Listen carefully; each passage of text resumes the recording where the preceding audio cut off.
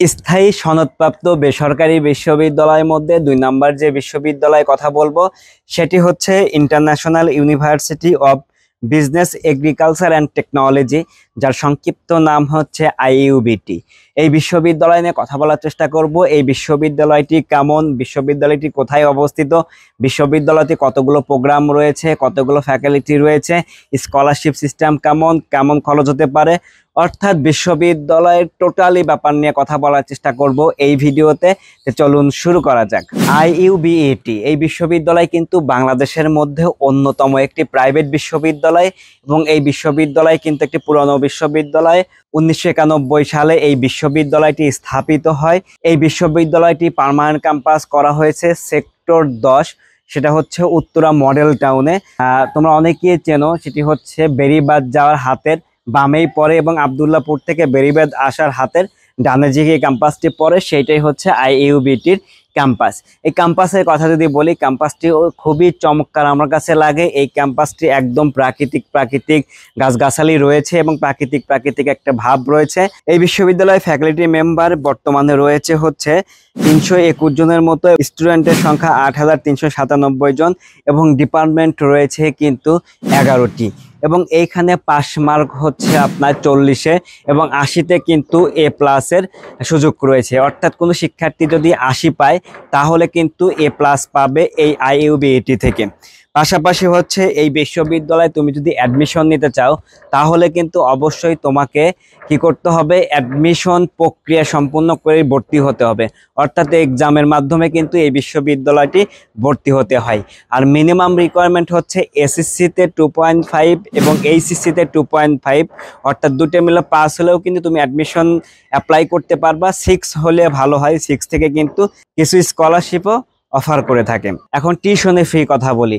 যেহেতু পুরনো বিশ্ববিদ্যালয়, এই বিশ্ববিদ্যালয় ব্যান্ডিংটা বেশ ভালো। বিশ্ববিদ্যালয় ক্যাম্পাস আদার যে ফ্যাসিলিটিস অ্যাভারেজ আমি ভালো মনে করি। যেহেতু এই বিশ্ববিদ্যালয় পুরনো বিশ্ববিদ্যালয়, খরচটাও কিন্তু তুলনামূলকভাবে একটু বেশি। সেটি হচ্ছে যে কোনো প্রোগ্রামে তোমরা পড়ো না কেন অলমোস্ট 7 লাখ থেকে 10 লাখের অ্যারাউন্ড কিন্তু খরচ হবে। কিন্তু অডিট হওয়ার কিছু নাই। এই বিশ্ববিদ্যালয়তে কিন্তু স্কলারশিপ প্রচুর দিয়ে থাকে।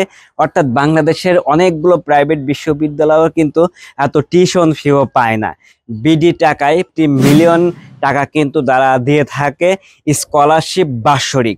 এটা আমার কাছে চমৎকার লেগেছে। আদৌ শিক্ষার্থীরা এই টাকাটা পায় কিনা আমি জানি না, তাদের ওয়েবসাইট থেকে এই তথ্যটি আমি নিয়েছি। স্কলারশিপের কথা যেহেতু বললাম, আরেকটু জিনিস আপনাদেরকে আমি বলি। যাদের এসএসসিতে A+ রয়েছে, শুধু A+, তারাও কিন্তু 60% স্কলারশিপ পাওয়ার সুযোগ রয়েছে এবং মেয়েদের জন্য কিন্তু 75% কিন্তু স্কলারশিপের সুযোগ রয়েছে।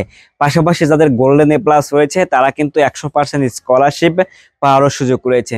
যদি কেউ 100% স্কলারশিপ পায় তাহলে কিন্তু খরচের পরিমাণ অনেক কমে আসবে।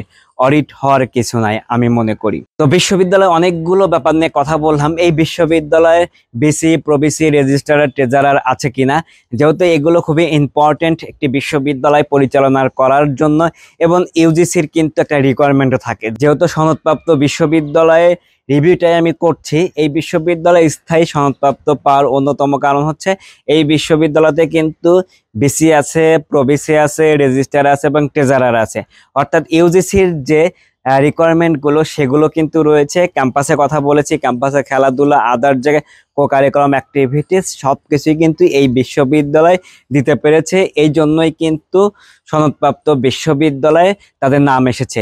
শুধু এখন কিন্তু নয়, বাংলাদেশে প্রথম সারি স্থায়ী সনদপ্রাপ্ত বিশ্ববিদ্যালয় কিন্তু এই আইইউবিএটি। সর্বশেষ পয়েন্ট যেটা বলবো সেটা হচ্ছে এই বিশ্ববিদ্যালয় থেকে যারা পড়াশোনা শেষে কেরিয়ার কেমন হয়, তাদের অ্যালামনাইটা কেমন।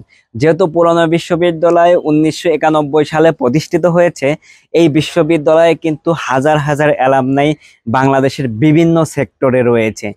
বিভিন্ন সেক্টরে থাকার কারণে কিন্তু এরা অ্যালামনাইটা স্ট্রং করতে পেরেছে। তাদের যে জব মার্কেট, এটাও কিন্তু এই বিশ্ববিদ্যালয়ের শিক্ষার্থীরা কিন্তু বেশ ভালোভাবে গ্যাদার করতে পেরেছে।